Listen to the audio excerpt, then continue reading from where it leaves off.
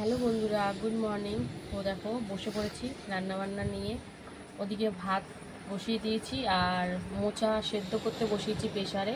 আর এদিকে দেখো কটা শুকনো কেটে নিয়েছি। এখানে রয়েছে আলু, পেঁয়াজ, টমেটো, এখানে আদা রসুন লঙ্কা রেখেছি। আর এখানে মোচাতে আলু দেবো, সেই জন্য আলু কেটে জলে ভিজিয়ে রেখেছি। তো চলো দেখা যাক কর্তামশাই কী নিয়ে এসছে বাজার থেকে। তো প্রথমে এটা ঢালি, এটা অল্প আছে। এ দেখো চিংড়ি মাছ। তো আজকে ইচ্ছা হলো মোচা দিয়ে চিংড়ি দিয়ে খাওয়া হবে। বেসিক্যালি তো আমাদের ছোলা দিয়ে করি, তো আজকে চিংড়ি দিয়ে খাওয়া হবে। আর এখানে দেখো রয়েছে, চলো ঢালি, চিকেন এনেছে এই দেখো। তো বুঝতেই পারছো আজকে বেশি কিছু তো রান্না হবে না, কিন্তু যে কটা রান্না হবে তো প্রপার সুন্দর রান্না হবে। তো এই দেখো লেগ পিস। তো মাংসটা এখন ধুতে হবে, চিংড়িটাও ছাড়াতে হবে। তো অল্প চিংড়ি, কিন্তু চিংড়িগুলো কিন্তু বেশ বড় বড়ই আছে। এই দেখো বেশ বড় বড়। আর লেগ পিসটাও দেখতে পাচ্ছ, এই দেখো। তো চলো কাজে লেগে পড়া যাক। কাজে লেগে পড়াটা ভুল, কাজে লেগে গেছি। তো এখন এই দুটো মেন কাজ করে নিয়ে তারপরে ওদিকে রান্নার মধ্যে ঢুকবো। তো চলো দেখতে থাকো, সঙ্গে থাকো, যতটা পারবো তোমাদের সাথে শেয়ার করবো। হ্যালো বন্ধুরা, দেখো প্রথমে কড়াইতে তেল দিয়ে আলুটাকে ভেজে নিচ্ছি, মাংসের আলুটা। তো দেখতেই পাচ্ছ একদম লাল লাল করে ভাজা হয়ে গেছে, হালকা একটু হলুদ দিয়ে। তো চলো দেখাবো এরপরে কি করি না করি, সবটাই শেয়ার করব, দেখতে থাকো বন্ধুরা। দেখো আলুটা নাবিয়ে এরপরে তেজপাতা, কালো জিরে আর শুকনো লঙ্কা দিয়েছি। মোচাতে সাদা জিরে দেয়, তো এখন সাদা জিরেটা হাতের কাছে পাচ্ছি না বলে আমি কালো জিরেটাই দিলাম। তো এবারে চলো একটু সামান্য হলুদও দিয়ে দিয়েছি। এবারে আলুটা দিয়ে দেবো। আলুটা দিয়ে একটু হালকা ভাজা ভাজা করে নেব। তো চলো দেখতে থাকো, সঙ্গে থাকো, এরপরে কি করি না করি সবটাই শেয়ার করব বন্ধুরা। দেখো মোচাটা সিদ্ধ করে খুন্তির সাহায্যে কাটাকুটি হয়ে গেছে। তো চলো মোচাটা রান্না করব, তোমার সাথে শেয়ার করব, দেখতে থাকো। আজকে হবে চিংড়ি মাছ দিয়ে মোচা। তো বন্ধুরা দেখো, এতে আলুটা ভাজা হওয়ার পর হলুদ গুঁড়ো, টমেটো, তারপর একটু জিরের গুঁড়ো, আদা বাটা সব দেওয়া হয়ে গেছে। তো দেখো সুন্দর করে কিন্তু কষাকষি চলছে, মশলা দিয়ে তেল ছেড়ে দিয়েছে। তো চলো এবারে কি দেব, এবারে আমরা মোচাটা সিদ্ধ করে রেখেছি সেটা দিয়ে দেব। এক্সট্রা কোনো কিন্তু জল অ্যাড করব না, এখনও লবণ দিইনি। লবণ দিলে যে জলটা বেরোবে সেটা দিয়ে কিন্তু রান্নাটা হবে। তো চলো একটু ভালো করে নাড়াচাড়া দিয়ে তারপরে লবণটা অ্যাড করে দেবো, কারণ যেহেতু অল্প জিনিস আগে থেকে লবণ দিলে লবণ কাটা হয়ে যাবে। তো চলো কাঁচা লঙ্কাও দিয়ে দিলাম। তো এখন সুন্দর করে মিশিয়ে নিয়ে তারপরে লবণটা অ্যাড করে দেবো, দেখতে থাকো, সঙ্গে থাকো। তো বন্ধুরা দেখো লবণ আর চিনি কিন্তু দিয়ে দিয়েছি। তো এবারে এটা দিয়ে যে জল বেরাবে, তো এটা দিয়েই কিন্তু রান্নাটা হবে। আলু তো ভাজতে ভাজতে সেদ্ধ হয়েই গেছে প্রায়।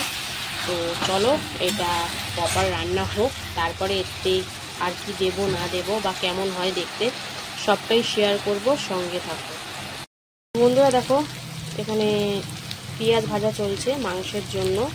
তো অল্প তেল দিয়েই করব মাংসটা। তো অল্প তেল দিয়ে এখন পেঁয়াজটা একটু হালকা লালচে আর নরম করে ভেজে নেব, তারপরে এতে মাংসটা ছেড়ে দেবো। তো দেখতে থাকো। আর এইদিকে দেখো মোচাটার জল কিন্তু টেনে গেছে। তো এবার না দিয়ে চিংড়ি মাছটা ভেজে এর মধ্যে দিয়ে দেবো। তো চলো দেখতে পাচ্ছ একদম শুকনো শুকনো হয়ে গেছে। তো এবার কিন্তু চিংড়ি মাছটা ভেজে দেওয়ার পালা। তো চলো কি করি না করি সবটাই তোমাদের সাথে শেয়ার করব, সঙ্গে থাকো বন্ধুরা। দেখো সামান্য একটু তেল দিয়ে লবণ হলুদ দিয়ে এখন চিংড়ি মাছটা ভাজাভাজি চলছে। তো চলো আর একটু হালকা ভেজে নিয়ে এতে মোচাটা দিয়ে আবার নাড়াচাড়া চলবে বন্ধুরা। দেখো চিংড়ি মাছ ভাজা কিন্তু কমপ্লিট।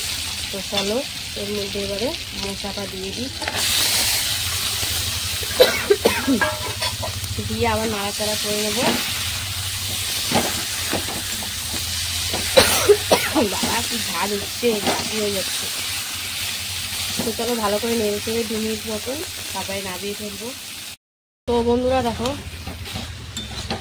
2-3 মিনিট হয়ে গেছে। এবারে আমি এর মধ্যে একটু দিয়ে দেবো গরম মশলা গুঁড়ো।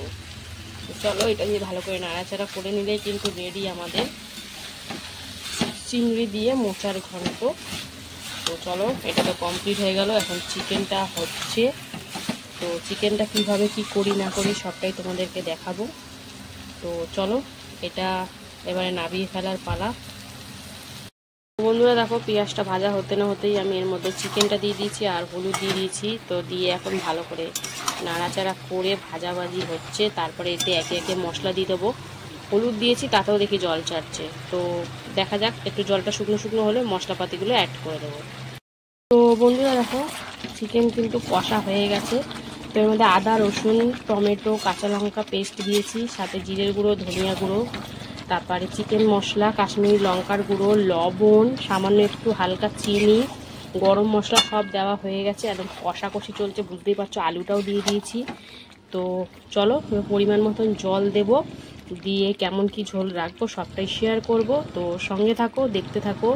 চিকেন কষাটা কেমন লাগছে অবশ্যই কিন্তু কমেন্ট করে জানাবে। এই দেখো, অল্প তেলে চিকেন, তাও কালারটা কিন্তু সুন্দর এসেছে। যেহেতু চিকেনের মধ্যে অয়েলি থাকে, সেই জন্য অয়েলটা চলে এসছে। আলু কিন্তু অনেকটাই সিদ্ধ হয়ে গেছে, এই দেখো।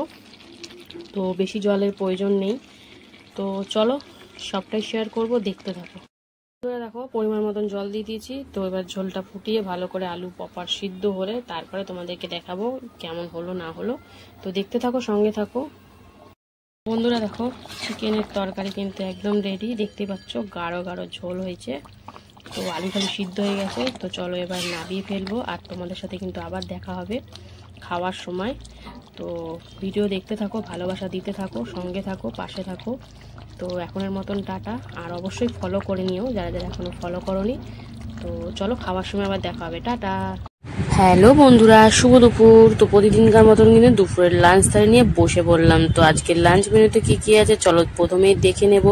তার জন্য কিন্তু ভিডিওটা প্রথম থেকে শেষ অবধি দেখতে হবে। ভালো লাগলে লাইক, কমেন্ট, শেয়ার করে ফলো করে পাশে থাকতে হবে।